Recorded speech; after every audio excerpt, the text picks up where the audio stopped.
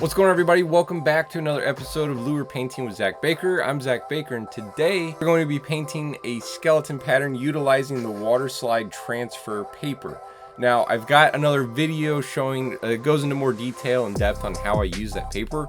So if you haven't seen that yet, I'll have it linked below. I didn't want to have a whole nother video. It's a repeat of information for people that are subscribed to the channel. Today's blank is one sent over from Barlow's Tackle. It's a 3.5-inch swim bait, and I've got the water slide pattern to fit that blank in particular. So I will have both the blank and the link to this pattern both below if you guys want to do it for yourself. Two things that are really important if you're going to be buying this paper, I'll have the paper linked below also. Make sure you're purchasing the transparent background one, and then make sure you're using an inkjet printer. Those are two things that are really important. Also, throwing this idea out there, if anyone's interested in it, please let me know. I thought about printing off a whole bunch of different designs for ones like this, and then also patterns like that utilizing the water paper. If that's something you guys are interested in, I can put together little packs and have those available on my website. So you'll have the free download where you can print it and do it yourself, or I could have the pack where you could purchase it and it'll come with like 10 blanks worth of paper. So you guys let me know if that's something you want. I don't want to print a whole bunch of them because I don't need that many. So blank paper and free download will be linked below. If a whole bunch of people say yes, they want this pattern, I will print off a bunch more and have those available below as well. I hope you guys enjoy the video and you have a phenomenal weekend. Let's not waste any more time, and we'll go ahead and paint this bait.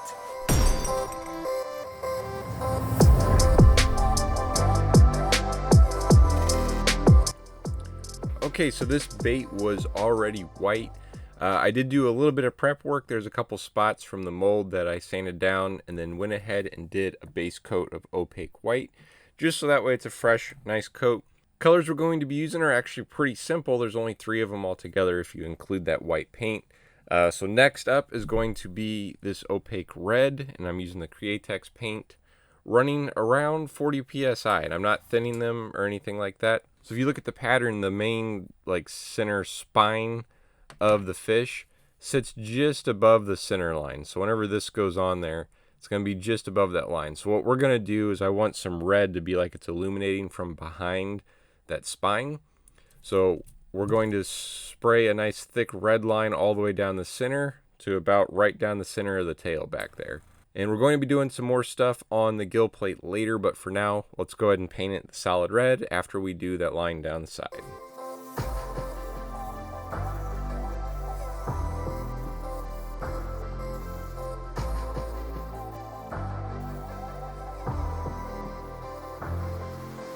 On stuff like this, I do like to go ahead and use both hands just to be a little bit more steady, so I apologize if they're kind of in the way of the camera. The other thing we're going to do while the red is loaded up in the airbrush is we're going to go ahead and connect both sides on the belly here. This blank has a little line going down here at the bottom where both sides of the gill plates connect, so I'm just going to kind of use that as my guidelines. So we're going to connect that, paint the top of the eyes red, and then we're going to go ahead and paint the fins red as well.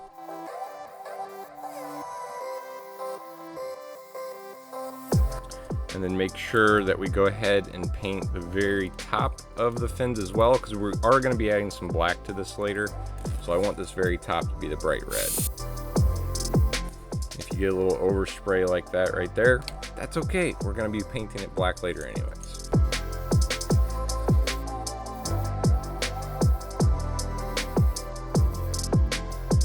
And then I'm going to go ahead and paint right down the center of the back fin.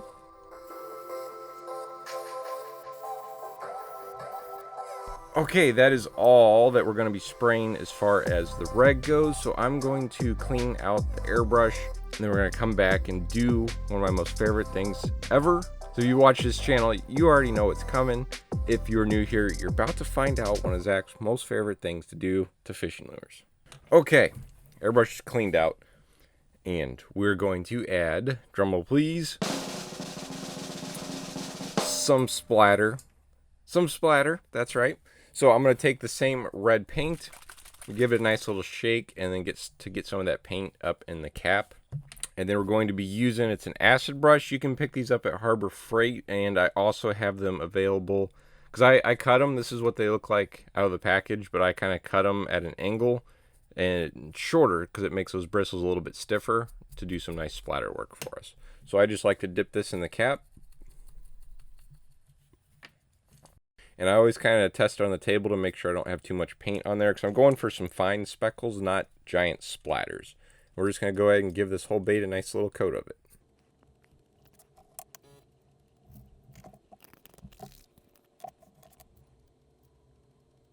And making sure to get the belly too. Okay, and then I'm going to kind of rinse out my paintbrush here. That way I don't get any red inside the black paint, because that is the next color. And then this is just some this is just some opaque black. Just gonna do the exact same thing.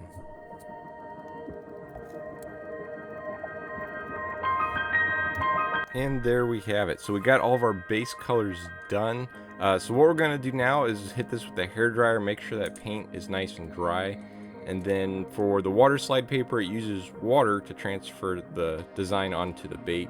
So what I'm gonna do is give this bait a nice little clear coat in the Rust-Oleum crystal clear. It can be matte clear or gloss clear, it doesn't really matter, as long as it's clear. It is important that this paint is completely dry, so it doesn't hurt to let this sit out for a couple of hours before spraying this stuff on there. Otherwise it could cause your paint to bubble and crack, could ruin your paint job and cause a lot of frustration. So this pattern will help you learn patience, because every single time I struggle with that, but it's worth the wait. So I'm going to do those things, we'll come back, and then we will get this transfer onto the bait. Okay, it has been several hours, and I got a nice coat of that clear coat on there, and we're ready to apply the stencil pattern. So I got a little cup here, and I've got some warm water. I've been using this stuff for a very long time. I've actually been using it since before I made YouTube videos, and I noticed that I do get better results whenever I'm using warm water rather than room temperature water. It's kind of like when you have a sticker stuck on something, you heat it up to get the glue to peel off. Same concept here. So you put it in some warm water, and that's going to help to get that to separate from that back paper and then make that glue sticky-ish. So I'm going to put this in my cup of water here. It's going to be in there for about 2 minutes or so. You'll notice whenever you're doing it that the edges are going to start peeling up. That's whenever I like to go ahead and peel it out and apply it to the bait. The other thing I like to have ready is a paper towel. And then I always kind of dip it in the water a little bit and get it wet. That way whenever I'm wiping it on there, it's not just drying out that paper completely. So we're going to let this sit in here for a minute or two. I'm going to rearrange the camera so you guys can see a little better. And then we'll apply this to the fishing lure. Also, having a good pair of tweezers to do this is going to help as well. Okay, we're gonna go ahead and go for this and get it stuck on there. So what I always do is I'll grab it with the tweezers, I'll hold it up here on the bait, and then I'll hold one side with my thumb, kind of pull forward, and then grab that backing out from behind it. And then you don't want to play with it too much because you can tear the paper, and you only got so long before that glue starts kind of holding it down. But while it's wet is your best, while it's still wet is the best time to move it. Like I said, you don't want to mess with it for too long. But what I'm going to do is kind of use this like a squeegee. I'm going to apply pressure with my thumb, and then kind of pull out from the center. And any water or little bubbles that you have underneath there, you're going to push them right out. And I'm applying very, very light pressure. There's not hardly any pressure at all. Otherwise, you'll tear the paper and or drag it or stretch out the pattern. And then right there along the gill plate, this is why I like it when it's warm, is you can push on it and it'll form to the shape of that gill plate. Now I've seen some people say that after it's on there and it's dry, they can take a X-Acto knife, or I guess they might do it right now, and cut it. For me, it seems like it works pretty good just to push some pressure on there, and it forms it to the shape of the gill plate rather nicely. I'll kind of go along the whole edge and do that little push down pressure motion, make sure it's adhered nicely. And then this is one of the most important parts. Once you think you got it, leave it alone. It's like me whenever I'm spraying black on the fishing lure. I always think it'd look good with a little bit more, and then I go too far. So we're going to stop right here. And I'm going to let this front half dry for a while before I start messing with the back half. That way, in case my fingers touch it at all, we're not messing it up. The amount of time that you leave it in the water is going to vary based on the water temperature and also how big the piece is. Whenever I'm doing really small stuff, kind of like the Baker builds, whenever I put that on the bottom of the bait, those don't have to be in the water very long, but whenever you're doing wider pieces like this, it seems like it has to sit in there just a little bit longer. And like I said, a good starting point, depending on your water temperature, is around 2 minutes or so, as long if it's warm. But that'll vary based on your water temperature and how big the piece is. But definitely fun material to utilize within the lure pattern. So one thing I was not paying attention to at all was I should have slid this up just a little bit more. That way that red would be dead center behind the bait. But that's okay. So something for you to make sure to pay attention to. I get distracted easily whenever I'm filming. All right, let's go ahead and apply the back portion.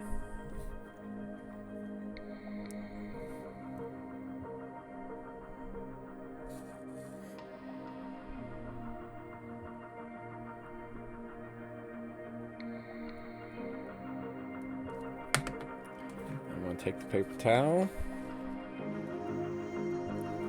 push out that extra water and kind of help conform it to the bait.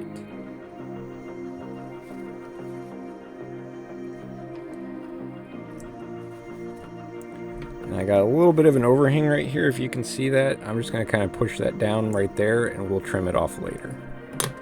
And that is that. So what I'm going to do is let this dry nice and good because I like to put my fingers on the back side of the bait to hold it. I'm going to go ahead and apply the other side, then we'll come back and finish this bait up with some more paint.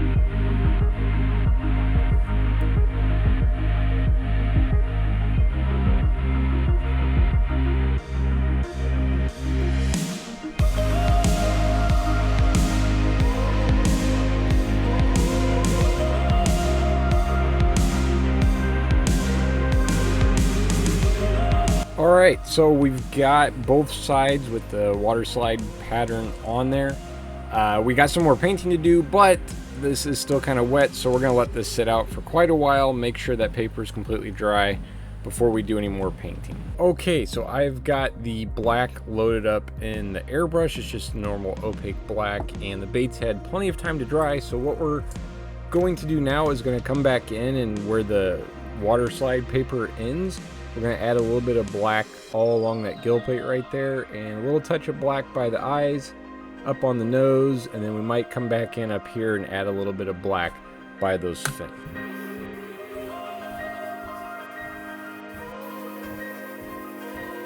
We're going to come up and kind of do it by the top dorsal.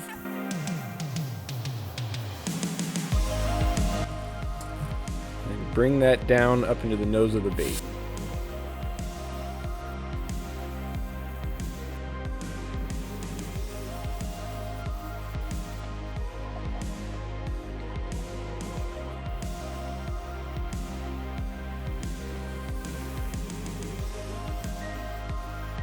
Okay, and the last thing I'm going to do is see how this bait has all those lines coming up the gill plate right there. What I'm going to do is take a piece of paper and kind of hold it up there and spray a little bit. Spray a little bit of black right along the edge of the paper. That way it kind of gives it that fading effect on each section of the gill plate.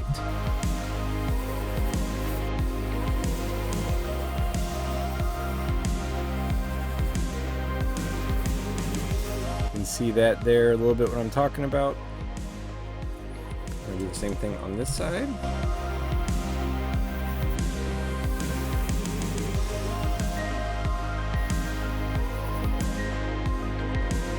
I'm going to attempt to fade this black back here just a little bit more.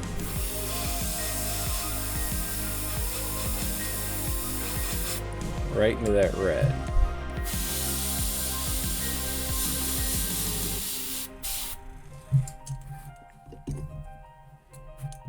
Do the same thing on this side.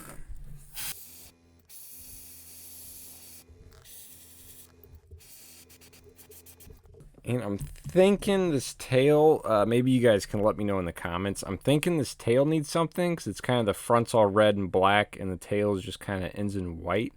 I'm going to darken up the very tips of this tail and hopefully that kind of balances out the bait. But you guys let me know what you would do on this spot, whether you'd leave it or maybe I should have made the whole tail red. I don't know, kind of indecisive on that, but I'm going to try making the tips of it just solid black.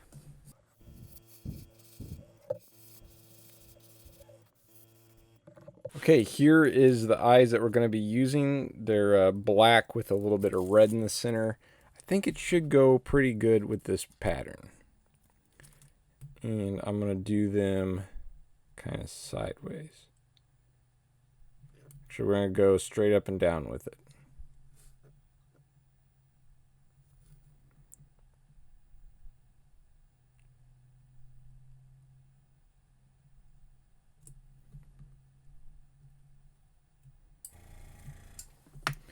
Okay, and then we're going to flip it around and do the same thing.